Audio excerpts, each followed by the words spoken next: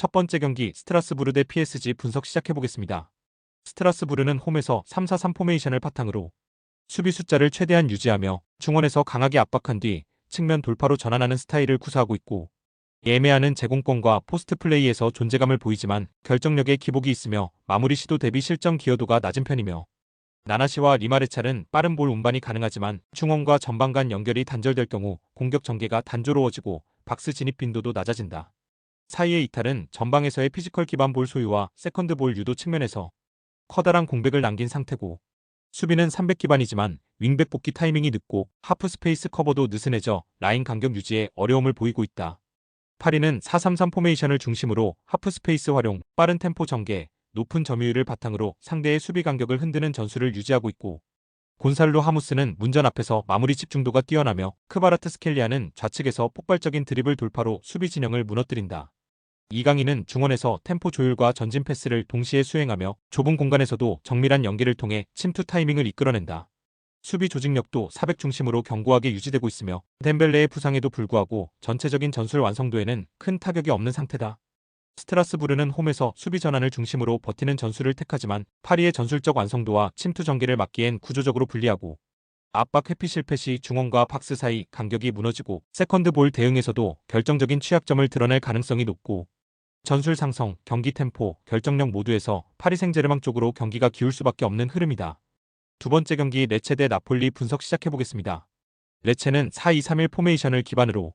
중원에서의 압박과 수비 라인 아래쪽 전개를 통해 역습을 노리는 팀이며,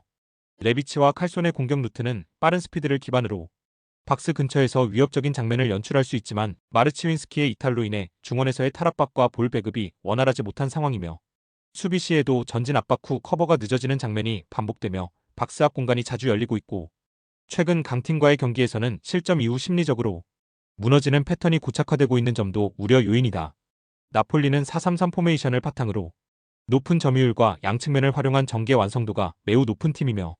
루카쿠가 전방에서 피지컬과 제공권으로 버티면서도 이성과 유기적으로 연계하고 있으며, 폴리타노와 스피나촐라의 좌우 측면 돌파는 최근 3경기 연속으로 유효 슈팅과 직접 연관되고 있고, 중원은 강한 압박과 높은 활동량을 유지하면서 상대의 이선 연계를 끊고 있으며 부상 이슈에도 불구하고 대체 자원들의 기량이 뛰어나 경기력 저하가 거의 없는 수준이며, 현재 리그 8경기 무패 및 3연승 중으로 분위기까지 최상위권이다. 레체는 중원의 이탈자 공백으로 인해 경기 운영의 안정감을 잃고 있으며 측면과 중앙 모두에서 나폴리의 공격 템포를 감당하기 어려운 흐름이며, 반면 나폴리는 점유율과 전개 속도, 팀 분위기까지 압도적인 흐름을 이어가고 있으며 원정에서도 확실한 승리 가능성을 점칠 수 있는 전술적 우위를 지니고 있다. 세 번째 경기 아스날 대 본머스 분석 시작해보겠습니다. 아스날은 4-3-3 포메이션을 기반으로 높은 점유율과 정교한 패스 전개를 통해 상대 진영을 밀어붙이는 팀이며, 트로사르, 사카, 마르티넬리가 좌우 측면과 하프 스페이스를 빠르게 파고들며 결정적인 찬스를 꾸준히 만들어내고 있고, 조르지뉴와 하베르츠가 이탈했지만 중원 압박과 이선 연계는 여전히 견고하며 토미야스의 부상도 뎁스로 충분히 커버 가능한 구조고, 특히 홈 경기에서는 전방 압박의 밀도가 높아 상대가 하프라인을 넘기 어려울 정도의 강한 수비 전환을 보인다. 공격 템포가 빠르고 유기적인 움직임이 살아있어 실점 없이 주도권을 끝까지 가져가는 전개가 가능하다. 본머스는 4-2-3-1 포메이션을 바탕으로 와타라와 세메뇨가 측면에서 스피드를 활용한 전개를 시도하지만 중원에서의 전환 속도와 압박 회피 능력에서 불안한 흐름을 자주 노출하고 있고, 클라이버르트가 이선에서 분전하고는 있으나 위날과 시니스테라, 크리스티 등 중원 자원들의 부상 공백이 전개 완성도를 떨어뜨리고 있고, 또한 수비 라인 간격이 자주 벌어지며 하프라인 뒤 공간이 쉽게 노출되고 후반 체력 저하 시 집중력 저하가 반복되는 구조적 약점이 있고, 에바니 우송의 징계 결장 역시 전방 압박의 위력을 떨어뜨리는 요소로 작용 중이다. 아스날은 점유율 기반의 전개와 하프 스페이스 활용에 능하며 홈에서는 공격의 날카로움과 수비 안정감 모두 갖춘 흐름을 보인다.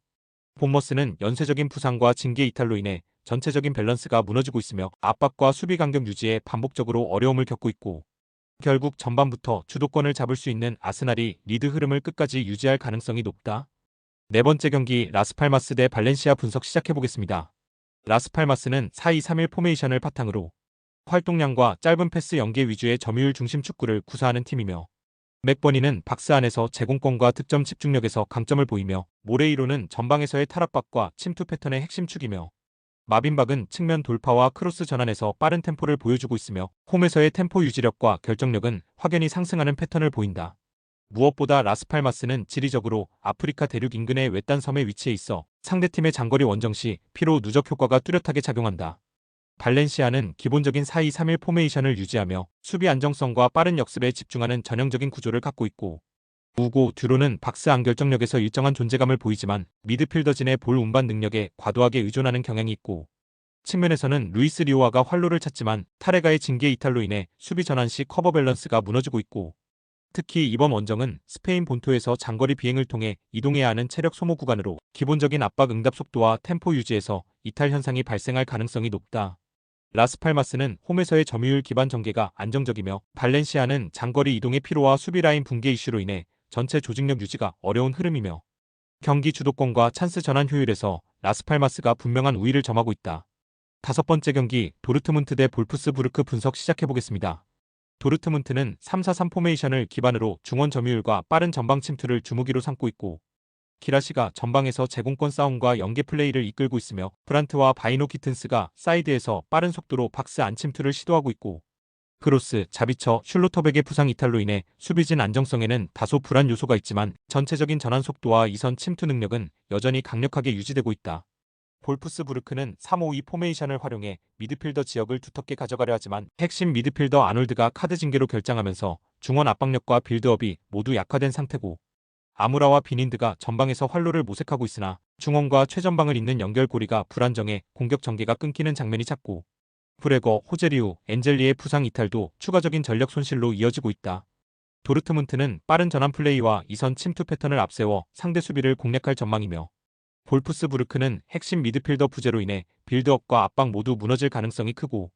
전체적으로 도르트문트가 경기 흐름을 확실히 주도할 가능성이 높은 매치다.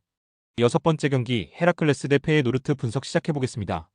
헤라클레스는 4-2-3-1 포메이션을 기반으로 중원 점유율과 측면 전개를 중심으로 경기를 운영하는 팀이며, 쿨레노비치가 최전방에서 공격을 이끌고 있으며 포드 고레아노와 엥겔스가 이선에서 침투와 공격 지원을 맡고 있다. 하지만 주전 공격수 홍캄프가 카드 징계로 결장하고 라우르센, 체스티치, 후그마, 브루인까지 부상 이탈로 공수 전력에 큰 타격을 입은 상황이며, 특히 수비 전환 속도가 느려지면서 상대의 빠른 전개를 막지 못하고 박스 근처에서 허점을 드러내는 장면이 자주 발생하고 있다. 페예노르트는 4-2-3-1 포메이션을 유지하며 빠른 템포 전환과 강한 전방 압박을 중심으로 경기를 풀어가는 팀이며, 우에다가 최전방에서 마무리를 맡고 있으며 밀란보와 이고르 파이샤오가 이선 침투와 세컨볼 장악을 담당하고 있고, 트라우너가 카드 징계로 결장하고 스탱스, 타르갈린, 카란사가 부상으로 이탈했지만 전반적인 전방 압박과 공격 전개 구조는 여전히 안정적이며, 특히 측면에서 빠른 돌파와 중원 압박을 통해 상대의 빌드업을 무너뜨리는 패턴이 매우 강력하게 작동하고 있다. 페예노르트는 우에다와 이고르 파이샤오를 중심으로 빠른 템포 전환과 강한 압박을 통해 초반부터 경기를 주도할 가능성이 높고, 헤라클레스는 주요 자원의 부상과 징계 이탈로 인해 전력 약화가 심각하며 상대 압박을 이겨내기 어려운 흐름이며, 결국 전체적인 경기 판세는 페예노르트가 주도하는 방향으로 흘러갈 가능성이 매우 높은 매치업이다.